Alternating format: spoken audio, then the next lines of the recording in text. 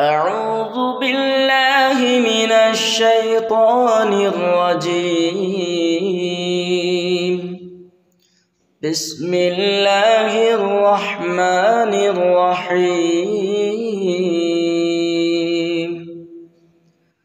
ألم تر كيف فعل ربك بأصحاب الفيل؟ ألم يجعل كيدهم في تضليل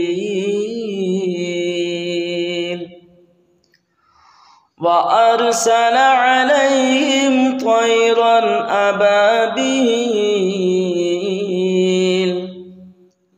ترميهم بحجارة من سجيل